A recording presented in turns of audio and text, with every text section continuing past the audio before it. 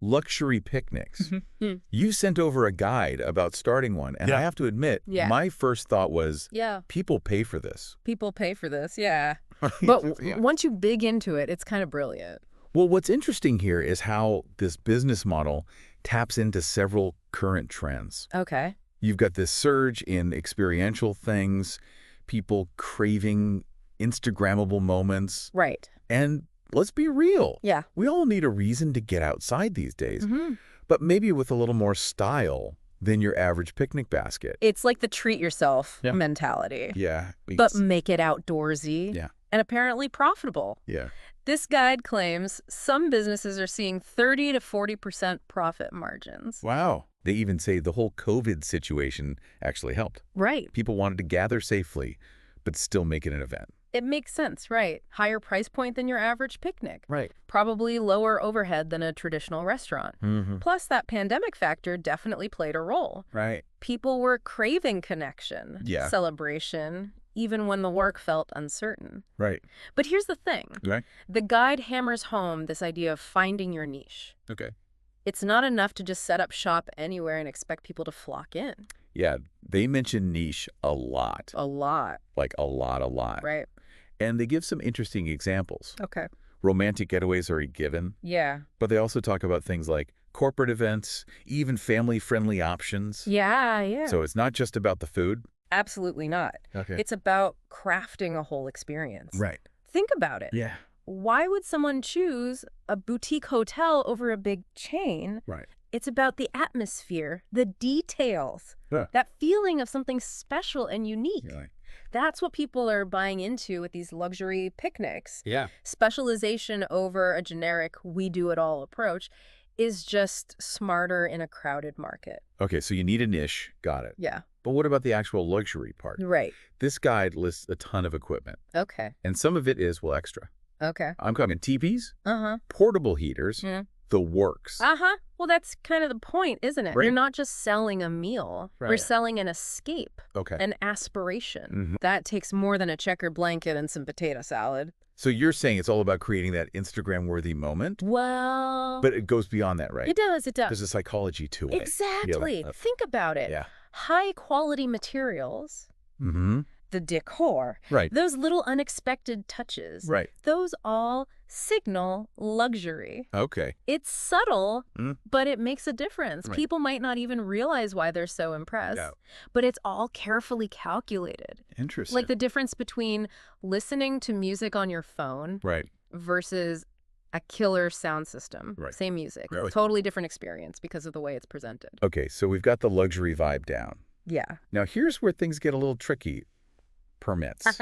Apparently, you need permits even for small gatherings in public parks. Who knew? Interesting. And navigating those legal hurdles is crucial. Right. But once you've got that sorted, it's time to think about expansion. Right. That's where strategic partnerships come in. Okay. But we'll get to that after a quick break. So back to these partnerships. Yeah.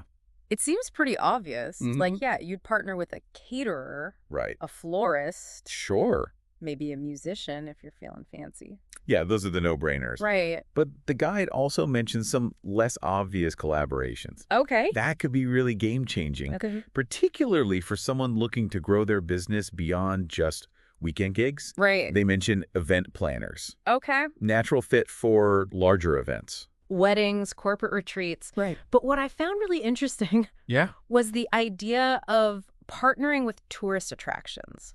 Okay, so like picture this. You're on vacation. Right. You show up at a vineyard. Yep. And they're like, hey, want to enjoy a luxury picnic experience with our award-winning wines overlooking the rolling hills? I know, right? Sign me up. Exactly. Right. You're tapping into an existing customer base, leveraging their brand recognition, Right. and creating a really unique selling proposition. It's a win-win for everyone involved. Yeah. And suddenly, you're not just setting up picnics. Yeah. You're part of a whole vacation memory for someone. It's like taking that experience thing to the next level. It is. You're not just in the picnic business. Right. You're in the memory-making business. Precisely. Okay. But speaking of important details, Okay. the guide really emphasizes permits. Right. This is where it's crucial to understand the legalities. Yeah. It's not enough to just find a pretty spot and set up shop. Yeah, they mentioned that regulations can vary wildly, Oh, yeah. even for small gatherings. Yeah. Who knew a family picnic for 8 could require more paperwork than a corporate team-building event? Right. That's something aspiring picnic entrepreneurs need to research early on. Yeah. What are the rules in their area? Exactly. And how do those rules play into the kind of picnic experiences they want to create? Absolutely. Right. And it's not just about knowing the rules on day one. It's about understanding how those rules might influence your business decisions down the line. For example, let's say you want to scale up, Right. offer picnics for larger groups. Mm-hmm. Suddenly, those permit regulations become even more complex. It's a great example of how something that seems like a small detail can have a big impact on your business model. Exactly. It's about thinking strategically from the very beginning. Yes. But in all this talk about permits and partnerships, Yeah. there's one crucial thing that I think needs a bit more attention. Okay. Food safety. Oh, absolutely. We're talking about preparing and serving food, Yeah. often outdoors, Yeah. and sometimes in unpredictable weather conditions. You're absolutely right. It's Right. easy to get caught up in the aesthetics Right. and the Instagram wordiness of it all. Yeah.